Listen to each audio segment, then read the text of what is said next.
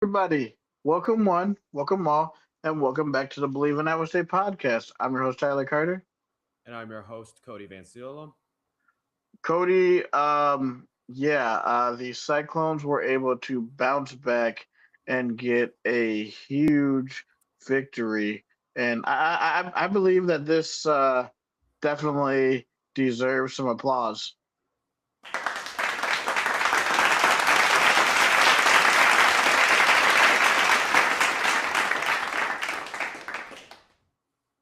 I mean, it's been a while since we've seen a complete performance like this from the Cyclones. This is exactly what the doctor ordered for them.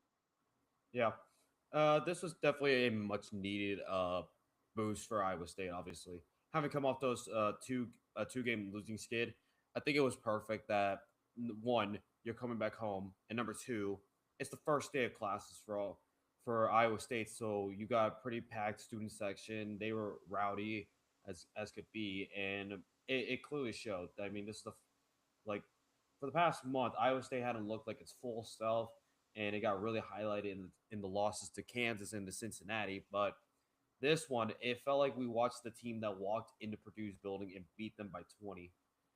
That's what this looked like. Like I think this is the first time we've seen them look that good. No, definitely, man. We're gonna take a look at more of the. We're taking take a look in deeper in depth inside the box score, which will tell us a whole lot more, especially with the breakdown. Here's the breakdown right here. I will say, I don't know about you, Cody, but however long that minute that Eric Mulder was in there, he looks pretty good. I Yeah, feel like he's only gonna be able to get more minutes as the season goes along. yeah.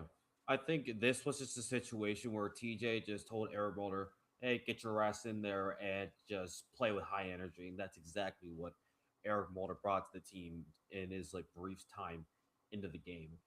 Had that steal, and I mean, he was just like his length was very helpful on the defensive end, and then getting that steal that which led to transition points were huge for Iowa State. And that's another one of those things that was missing from the Cyclones the last week was those points in transition and off of turnovers. Definitely, and I really like that Blake Buchanan had 19 minutes in the game, and him being able to operate from the key from the 3 point line and going in is more of his game. As you saw, he got back to basically what he was in non-con, 11 and 6 for him, with 6 crucial rebounds. He looked a whole lot better, and definitely Joshua Jefferson, who we have been criticizing a lot on this pod the last few games. He proved us wrong. He proved us wrong. Had another triple double. He is the first player, I believe, in history to have two triple doubles in one season. So congratulations to Joshua Jefferson with a great game, 17, 10, and 12. Yeah, I mean, he is the I think TJ said it best that it started with Joshua's effort on the other end, the defensive end, and you could just tell that Jefferson was much better on the defensive end. Like he was able to get those rebounds and get guys going in transition. Didn't give UCF too many second chance points, and another thing that really helped Joshua Jefferson bounce back in this game was the offense wasn't running through him like the first couple of possessions. They Yeah, they were all going to Milan Momcilovic. Granted, he only got one shot off of those three first few possessions, but you could just tell that was a goal in mind for Iowa State is to maybe make Milan Momcilovic more of the center focal point of the team rather than Joshua Jefferson. Because what Milan does is he spaces the floor out way more for everybody. It's for everybody to be able to operate because obviously defenses have to be ready to defend Milan Momcilovic's shooting ability, and that freed up Joshua Jefferson to one drive into the lane, but also be much stronger with the basketball, which is another criticism of Jefferson last week was just him not being as strong with the basketball. And you and I mean clearly having zero turnovers on the day, that just shows you that he was taking care of the basketball, and it also shows that Iowa State was able to move the basketball around and spread it across the floor. yeah. I mean, you see, um, just like you said, going through Milan, um, it really puts it into perspective. because you look at the shots that he's taking, and then what makes it even more impressive, Cody, is that like even like he's shooting at 54.4% from three, and you look at everybody else's percentage, you see a guy that's shooting 56%. There's a guy that's shooting 55%, but they're averaging only 4 shots a game. Milan is doing this with averaging 7 shots a game. And the thing is that he really should be shooting even more than that. Like he went 4 of 8 from three. I mean, the game before he was what, 8 of 14 from three. Mm-hmm. Yeah. Like this is ridiculous. Like I know we were talking about, hey, maybe he'll call off. I don't think he will. I think this is something that we should probably come to expect because we're now it is now literally a shock if he doesn't hit a 3 pointer. Yeah. I mean, yeah. I mean, we talk like people like there's always a talk of Milan regressing to the mean, which would be like 40%, 40% or something like that. And speaking of that, Milan Martilovic could miss his next 47 threes and he'd still be above 40%. And he could miss his next 11 threes and be up above 50%. Now, please do not do that. I do not wish that upon Milan Martilovic. I want you to keep shooting Right. the way you are. But that shows just the high level of his shooting ability. And with the volume, yeah, I think it might be more impressive that with all that volume that he's shooting at, that he's still having this uh higher percent, like this high percentage shooting from the perimeter. And I think, I mean, the Cincy game, that was out of a need, that was a desperation kind of thing. But this felt like this felt very like more like comfort. Like it was very more like in rhythm. It wasn't like out of desperation because you were trying to get back in the game. You were just piling on and you were just building more confidence and building confidence. I think that can be something that's like we can talk about killing Torre. I think he's got his confidence back after about a week of having that freshman wall. Yeah, I mean, everybody is getting into form at the right time, man. I'm really, really excited. This is the time, especially still near this work, since we're about to get into the meat of this schedule, with Torrey getting it together. And another guy that we need to talk about, man, is Jamarian Bateman. Jamarian Bateman is starting to emerge as a guy uh, that you can count on offensively, getting 12 points off the bench. Mm-hmm. Yeah, and I was talking about this with a few of my friends that we were at the game, and I think we were all talking about he could potentially have like those some of those like he could have like if he develops a more consistent shot. We were thinking we could see him as like like a heat check three chuck of three kind of guy, like a Curtis Jones as a Oh very yeah, recent example. Yeah, definitely we were talking like if he develops more, he could be a really nice piece for us, just down the line. for sure, man. I mean, I really, really like that. And another thing that we got to talk about is just with the development of Killian Torrey and Jamarian Bateman. It's able to take points away from Taman Lipsey, who played 30 minutes. I think it's very, very crucial to keep Taman as fresh as possible before the Yeah. tournament starts because you don't want him to play 35 to 40 minutes every single night and then him Hmm. be like have nothing left by the time the tournament comes. So I Yeah. think being able to get 24 points from both your guards, where Taman sort of like was struggling last night, uh, like I think it's really, really good to see. And then we also got to talk about Dominicus Plata. Dominicus Plata had a much better game last night, with pitching in 12 minutes, 8 points, 3 or 4 from the field. So him having an efficient game is just going to help with more of the bigs later on in the season when he possibly is going to be counted on to maybe make some baskets either in the Yeah. conference tournament or in the NCAA tournament. For sure. Yeah. It kind of I kind of had to take a second and laugh at like us saying that this kind of night was a very like a disappointing night. Offensively, yes, but Taman Lipsey just he did like he just put up this. he stuffed the stat sheet. I mean, 5 points, only have 2-9 shooting, but he also got 5 rebounds, 6 assists, and 5 steals. So we're back to Right. seeing Tatum Lipsy get that 5 finger discount. So I don't know if I would call that a bad night for Tatum Lipsy, but Well, it yeah, was I probably will say I'll say offensively, but as a whole, he played great because he was a bulldog on the defense. yeah. And then with Dominicus Plata, I think something I do like me want to see is like he Dominicus Plata tends to get the ball taken from him, and that's just kind of the nature of being a taller guy when you're bringing the Yeah. ball down. So that's I think something that is gonna be something I look forward to seeing develop and him reducing and cutting. Because as like a backup center, that's probably one of the things you want to do, like not do is like turn the ball over. So Yes. get that fixed, and then I think we're in a really good spot. But yeah, I think this is a much needed game. Obviously, get some momentum confidence back and have this before you head to Stillwater on Saturday when you take on Oklahoma State.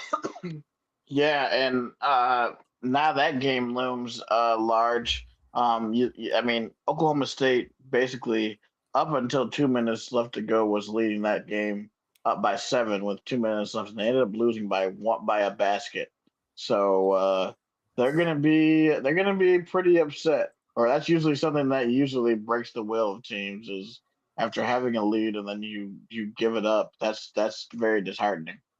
Yeah, I mean that might play well in the Iowa State because you don't know like Oklahoma State, you don't know how they're going to be feeling. They might be hanging Hmm. on that a little bit, and as a result, that can give you an opportunity to take advantage of that. But I mean, looking at the game. The last time Iowa State played Oklahoma State, I think Victorious Miller didn't play against the Cyclones, and then he plays in this game, plays against Yes. TCU, and he only had 5 points, uh, with three rebounds, 2 steals, and 3 fouls. So, and then he had 9 against Kansas State, and then 14 against Baylor.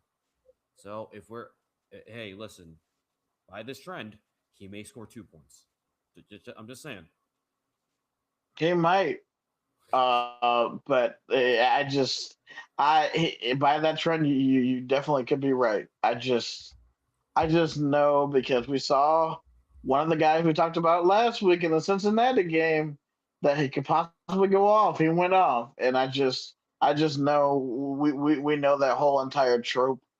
That trope has been true thus far, but Yeah. um, we'll see what happens. I already know they're going to be hungry, especially with a top 10 Iowa State team coming into town and last Hmm. Saturday playing well enough to probably win in Hilton, but Iowa State was able to pull away.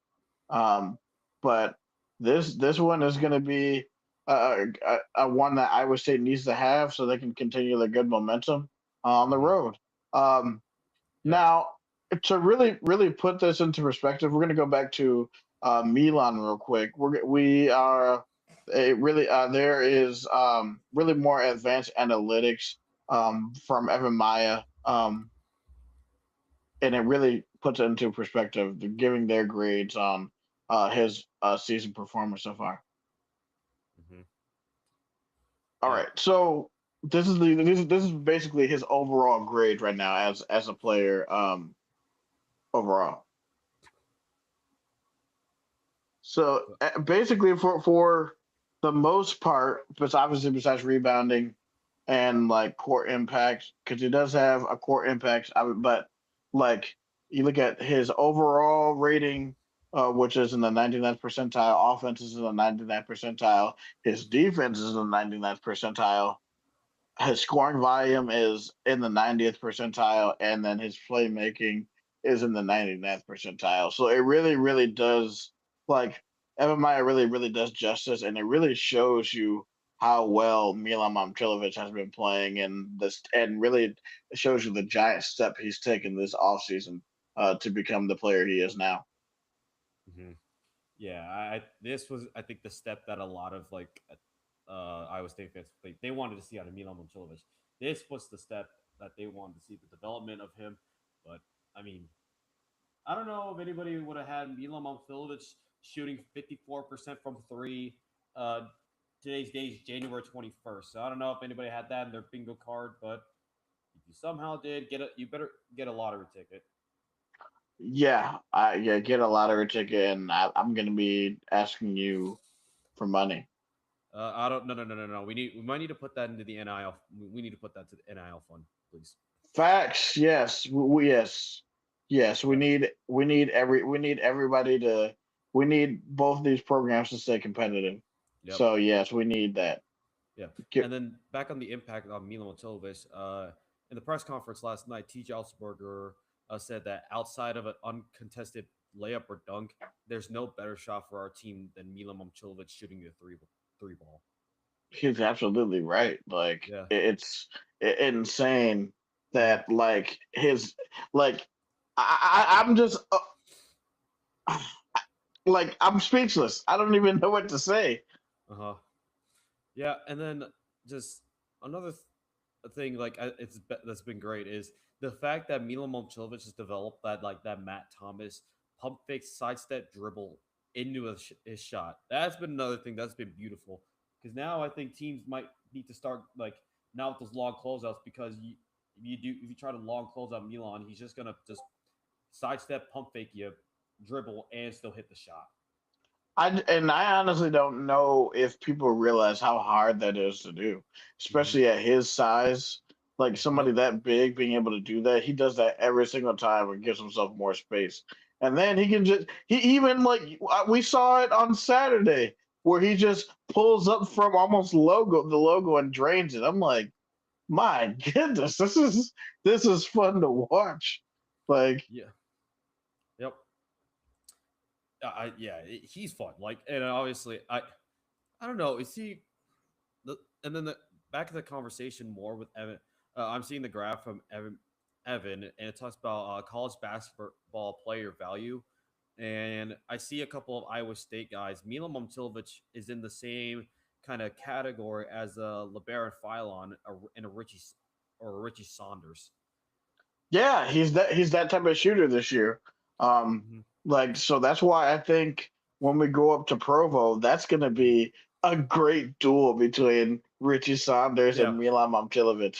And then back to a couple other guys in the big three. Joshua Jefferson's basically on an island on his own. There's Hmm. and then Tatum Lipsy is with Caleb Wilson and JT Toppin. Yeah, I mean, you look at Joshua Jefferson's like what he means to this team, um, like being able to basically have the potential to put up a triple double every single night, Mm-hmm. and being at his best when he operates from the 3 point line and be able to go in and Yeah. drive in. Yep. I think this is like the type of offense that we want to see. Mm-hmm. Ideally, you know when like Joshua Jefferson operates best when he's coming in from the 3 point line in and not having to be the ball dominant guy that has the ball in his hands. Yeah. And then it's not just the offense. I think defensively, I think Iowa State got back to what its identity is built on, which is relentless pressure, turn you over, get points in transition, and that's exactly what they did. The turnover differential being 19 for UCF and then 5 for Iowa State. That's what you want to see out of Iowa State night in and night Hmm. out is turning opponents over and getting those points in transition. Yeah, definitely. All right, we are going to uh, take a step back from basketball because we do have some football news that we're going to share with you. Um, Obviously, we every like the basically the a few days ago, the roster was finalized, and also basically it is now officially a new era in Cyclone football. So we're going to take a look at what Jimmy Rogers had to say with his new team coming in. So I'm gonna share my screen and we're going to take a look at that.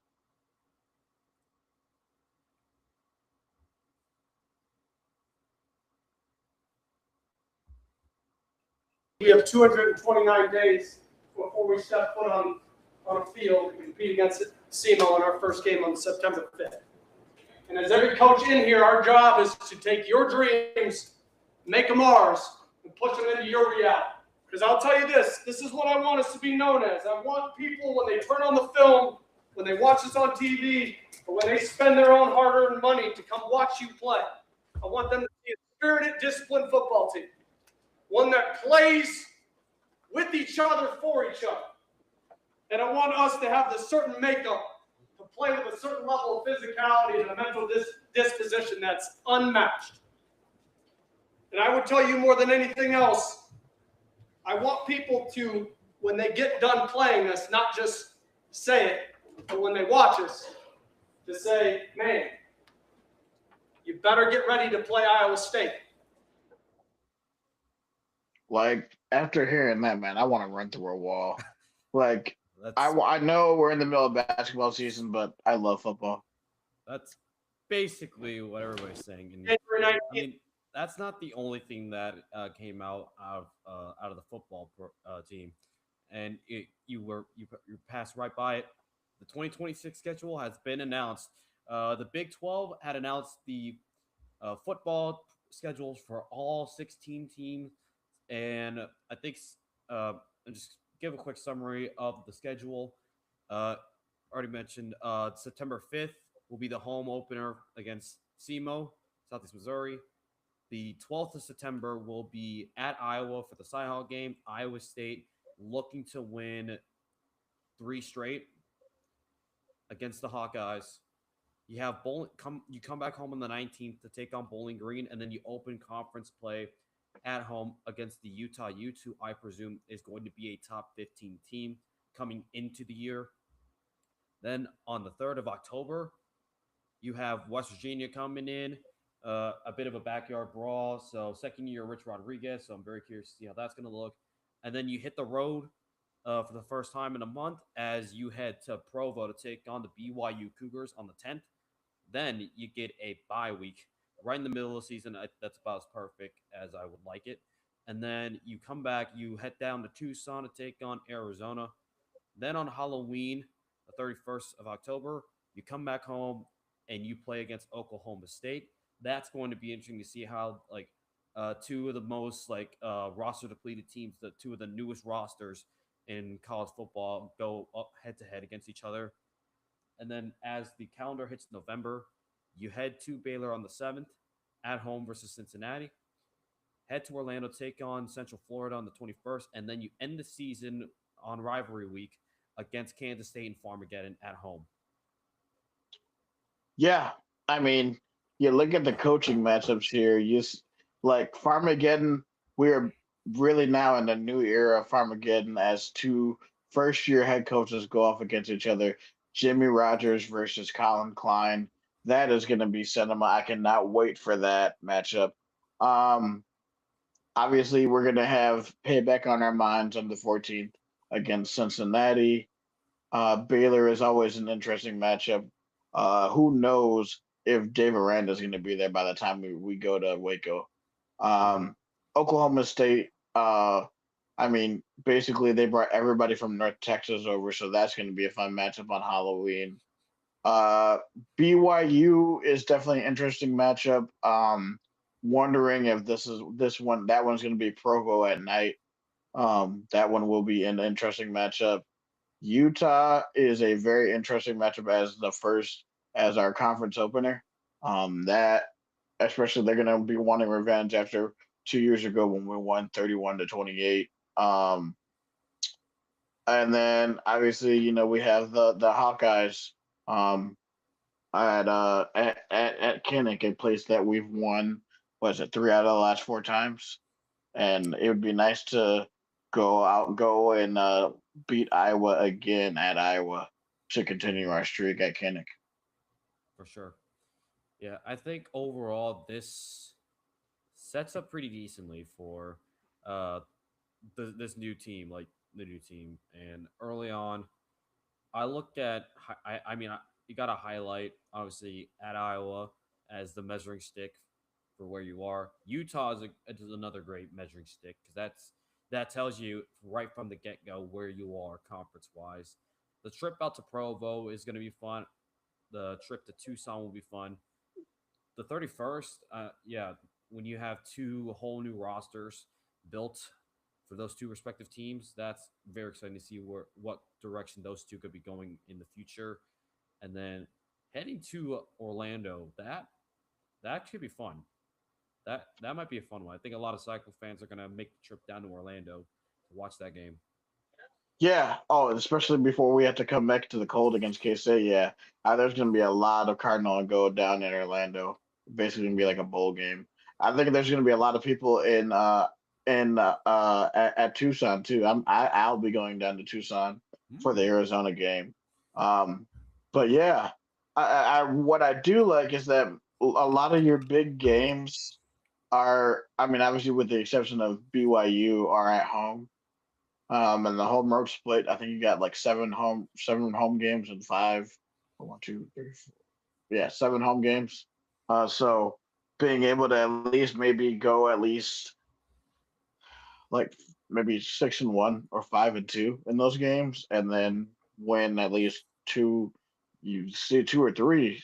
You can see you can see this as a schedule where Iowa State could go 7-5 or 8-4, and Yeah. and that'd be like ideal as a first year head coach with Jimmy Rogers. Hmm.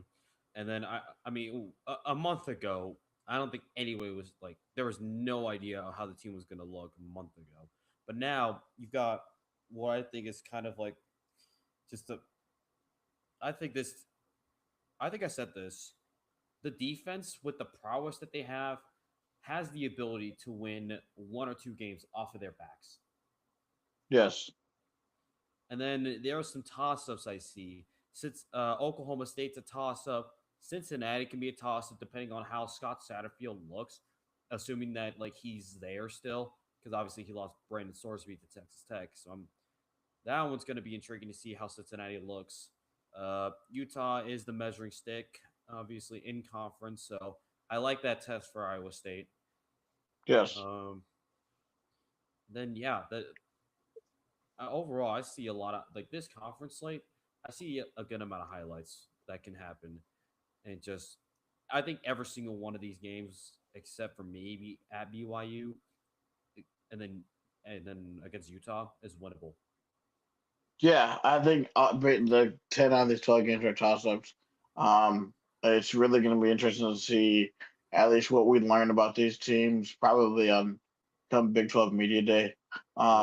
And obviously, like you said, Cody, we said we'd know more about this roster. And here, actually, I do like how all of this has been um, laid out. This Mhm. is so organized. It goes by position by position. So basically, now you know you'll be able to know all the names. So we're going to go through that right now as I share screen. So we're going to go basically position by position and take a look at the position coaches and as well as uh, the people the players and the position coaches. So these are all the specialists. We have junior.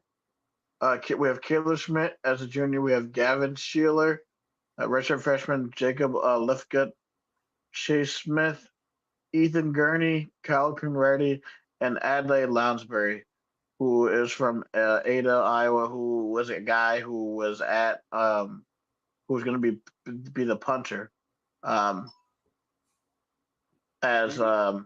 or no Ethan Gurney, who was from Australia as a punter, and Yeah. Adlai Lonsbury is the extra kicker who Yeah. what came from Washington State, who was from Ada, Iowa. We're just gonna completely disregard the fact we got a punter out of Cedar Rapids, Jonah Dupont. Oh yeah, Oh man, yeah, we got some. Yeah, Eastern Iowa. I mean, we continue to just have like I don't know. Jonah Dupont's gonna see much action, but I just had to note that. right. And then immediately after that, you get the quarterbacks, and the quarterback room is gonna be probably the talk of a lot of Iowa State fans for at least a while. Because looking at this quarterback room, I think there's a clear number one that everybody's going to see, and that's going to be Jalen Rayner, the transfer quarterback out of Arkansas State. You also have Connor Mobley, the redshirt sophomore out of Altoona, Iowa.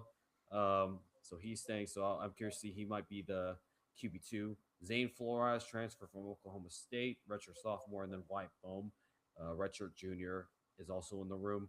So I think it's probably not too much of a question that Jalen Rayner looks to be the starter, but I think there's going to still be some competition there with Connor Mobley Yeah, in the room. I do like this quarterback room. Zane Flores as like a depth piece. I like that. So obviously because he got thrown into the fire mainly because of injuries. So I think he'll be being able to sit behind Rayner and Mobley. Flores will be able to develop correctly and won't have to see the field. Mm-hmm. All right, next we go to the cornerbacks. Here is the cornerback room. We have Keon Washington, Seth Johnson, the corner from Montana State. We have Benny Ngoyi, Jaheim Singletary, David Coffey, Trajan Sorrell from Washington State, Tyrone Cotton, redshirt freshman from Washington State, Torrance Sanders, Angelo Jackson, and Eddie Lamas. Mm-hmm. Yep. Just the secondary room. I think the secondary room is probably going to be like a place where obviously you're going to have like so much like a turnover, but like this defense as a whole. I'm just excited to watch this defense. I think this could be one of the best units in the country. I agree. I agree, man. This is going to be a top 10. Like I said, I think top 10, top 20 unit. I can't wait to watch Marcus Banks coach these boys. Mm-hmm. All right, we're going to go down and continue. This is the wide receiver room by Coach Sherman. We had Carter Pabst, the sophomore from Washington State. We have Evan Boyd, the pickup redshirt junior from Michigan State. We have Omari Hayes, the guy from the transfer portal from Tulane. We have Dom Overby returning. Cody Jackson, a very, very explosive guy in the room that I'm really excited to watch from Tarleton State. He's there. Carson Robbins, a returnee from Altoona. We have Malcolm Watkins, freshman from Bakersfield. Trevor Fortenberry, Tyler Fortenberry's brother, the tight end. Sam Zelenovich. We have Ray Coffey and Ty Claiborne. So that is your wide receiver room. And I did see that we did get another commit today from TCU. We do got some more commits, so obviously this will be updated as we go. But this wide receiver room is definitely a wild card. Obviously last year this was one of our strongest positions, but now should be interesting to see how this wide receiver room comes along. Mm-hmm.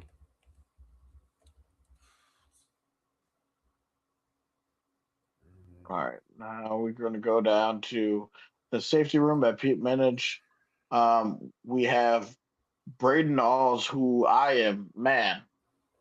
These first three players, dude, I am so excited to watch. Braden Alls, who was one of the top safeties in the nation, as well as in the MAC. Braden Alls, who had 9 interceptions in 2 years, will be the starter. Micah Harper, another great guy from out of Montana, we got, and then Drew Surges, out of Batavia, out by my neck of the woods. Had a great season last year as he comes into the fold, as well as rounding out Connor Welsh, redshirt sophomore, Deron Goodman, Demarius Russell, Brody Miller, Caden Matson, the guy who had the blocked punt for a touchdown in the Baylor game a few years ago, and Wyatt Archer to round out the safety room. Mm-hmm.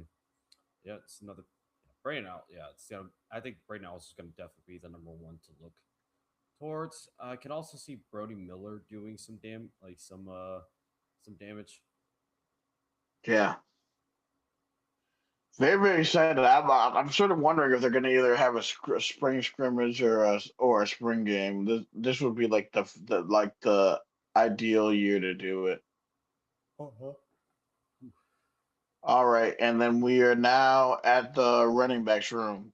So we have Cameron Petway, the running back from Bowling Green. We have Jaden Jackson, a redshirt freshman returnee. Saladin Allah. We have Aiden Flora returning. We have River Peppers, Easton Miller, and AJ Peterson. This race for the running back room is also going to be interesting. Wondering who's gonna win this race.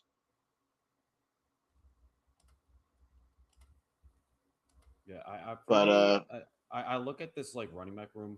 Like this is definitely the I'd say the weak point of the roster. It didn't yeah, feel like it felt like there wasn't as much like action going on with the running back room. But obviously, Cameron Petaway has like that breakaway speed, which I think with a yes. really like which I think with a really good offensive line and good good blocking tight ends, he could get out into space. And like honestly, we were sort of robbed of River Peppers since he tore his Achilles the first time we ran the ball in Boulder last year. Very excited to see what he has, and obviously Aiden Flora. Aiden Flora is a speedster. Saw what he can do in the KU game last in November. So very excited to see what they can do. And it's gonna be a fun competition in this running back room. I'm very excited to see. Mm-hmm. And then we have Coach Bobbitt, the linebackers. This linebacker room is going to be very, very explosive. We have Sullivan Slimgen, the guy that took over for Anthony Topolino at Washington State. He comes over with Coach Rogers. Um, and then Tristan Exlin, the linebacker from University of Texas. I believe that is UTPB. Carson Willick comes back. Willie Breland, junior JUCO guy, comes in. Ethan Stecker, a guy that comes in. Montrez Smith, Bo Goodwin, Landon Cosbick, and Rylan Barnes. So you do have some experience in that room. I do think Bo Goodwin will be able to will do well in this scheme Mm-hmm. I think this is a scheme that fits perfectly for him to thrive. And for sure. and Sullivan like Slimgen, that name itself just sounds like a linebacker. It almost sounds like you're It saying really does. Slimgen. It almost just sounds like if you say it slightly differently, it sounds like you're saying Slim Jim. Snap into a Slimkin. Oh yeah, it's just like Yes. the pro wrestling Slim Jim ads. You remember those? Yes. That's what I could just think of. I just imagine him tackling somebody and like he snaps and then all you hear is just snap him like Slim Jim. Snap into a Slimkin. Yep. I love it. Mm-hmm. Okay, let's see what else we got. Oh, the tight end room. Yes. Tight end by Coach Hessness. We have Cash Hayden, the redshirt sophomore from Cincinnati, 6'8", 245. Like, look at the size of this room, dude.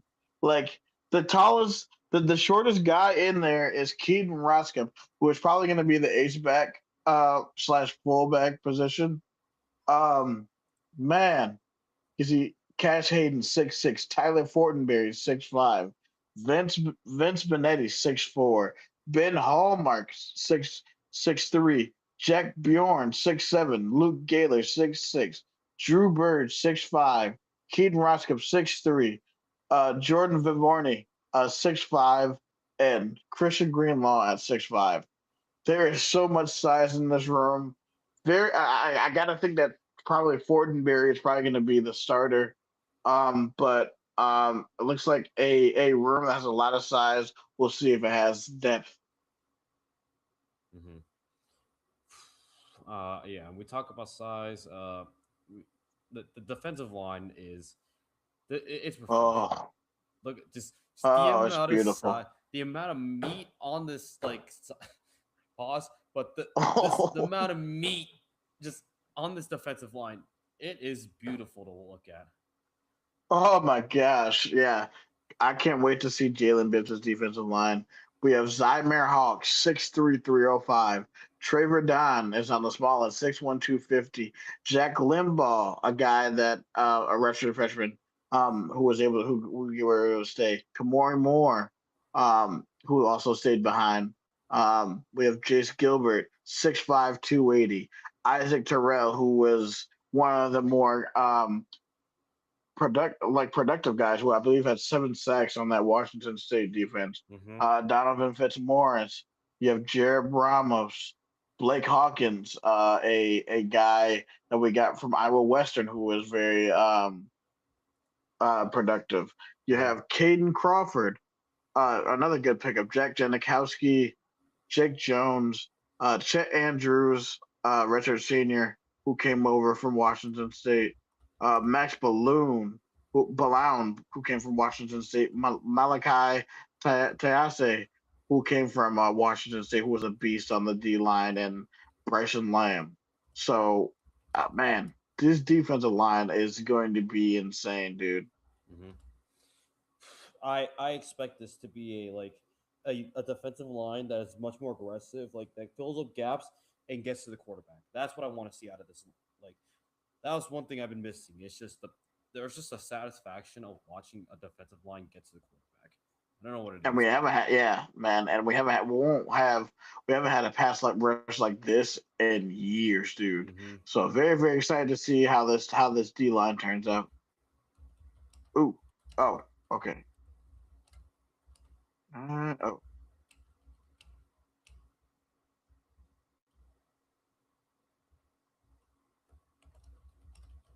all right. And then this is our offensive line, um, led by Coach Jake Thornton. We got some dogs in here too. We have Masai King, the pickup from Akron, 6'4", 310. Cade Meyer, 6'2", 305. Trevor Bendel, who was a redshirt freshman. Colin Amick, I believe the tackle. He was a tackle from Montana. Mm-hmm. Braden Simonson, 6'2", 275. Braden Smith, a great pickup from Tarleton State. We have Garrett Rutledge, 6'7", bro, 6'7", 315. My goodness, he is a monster of a man. You Yep. have Derek Warden, 6'5", 270. He'll be able to grow into his body. Makai Sat, 6'2", 345. That's a big boy right there, man. You got Dontrell Holt, man, 6'5", 315. Gavin Proudfoot, 6'7", 300.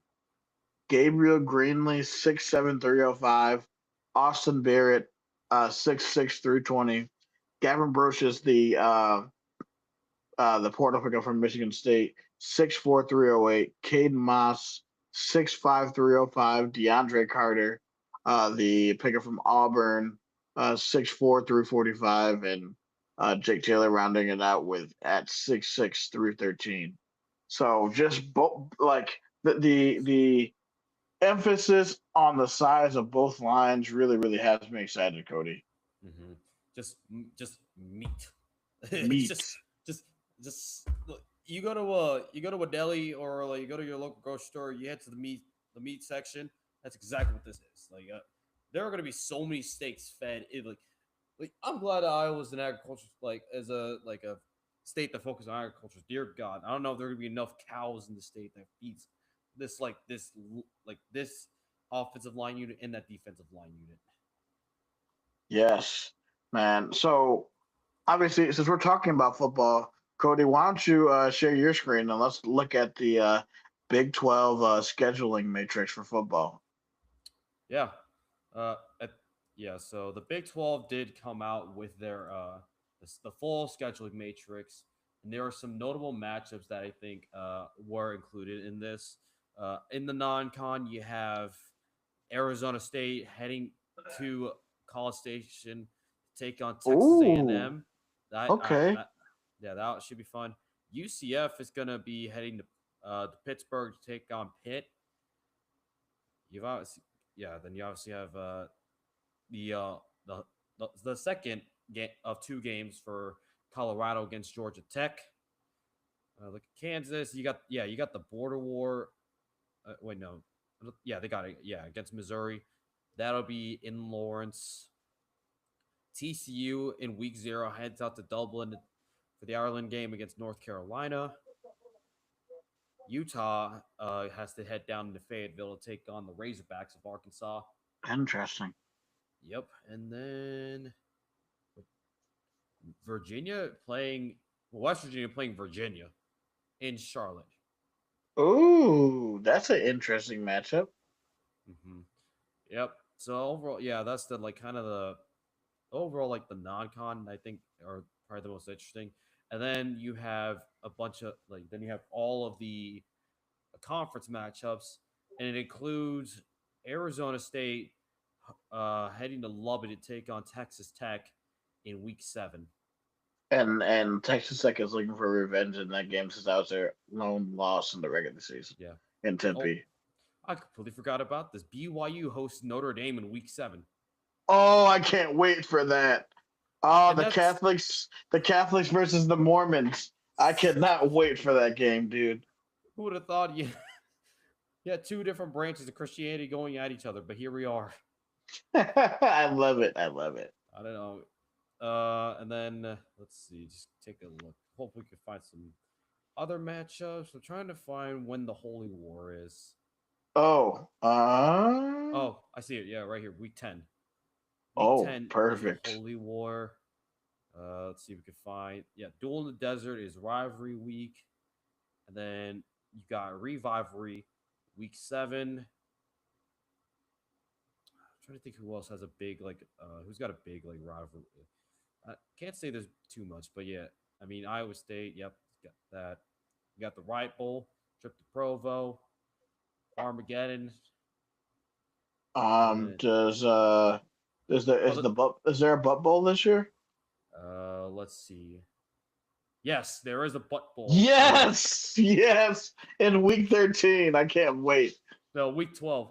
Week 12, okay. Yeah, week 12 is the butt bowl. Oh yes, it's back, baby. And then you got the Sunflower State Showdown in week 7. Is K-State is Kansas ever gonna win this game again? Probably not. This one is in Manhattan this year. Oh man.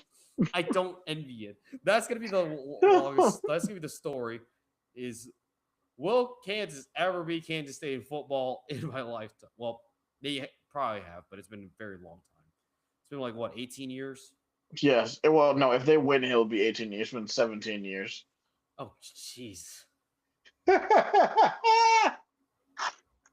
It's absolutely insane that like they haven't won in like a teenager's entire lifetime. Like that is absolutely insane to me. Yeah, there are kids who are probably born Jayhawk fans that have never experienced beating Kansas State in football. They've been so close, but so far. All right. Yep. Thank you guys for tuning in to this episode of Believe in Iowa State podcast. But a few things before we go. A big thank you to FanDuel. Make sure you put your bets in for Championship Sunday. And also congratulations to the Indiana Hoosiers. So if you Indiana had a 100-1 odds to win the national championship. So if you put those odds in, congratulations. Also, if you want to find us on Twitter, find me, Tyler, on Twitter at SciTiGuy. You can find Cody on Twitter at Tierney's Burner. Hit him up if you need to. Also, if you want to find us on social media, follow us on there. We can be found at Twitter, YouTube, Facebook, TikTok, and Instagram at Believe in ISU. We can be found on Twitch at Believe in ISU 2025. All right, that is the conclusion of today's show. For Tyler Carter and for Cody Vancillo, this is the Believe in Iowa State podcast. Roll Clones, baby. Go Cyclones.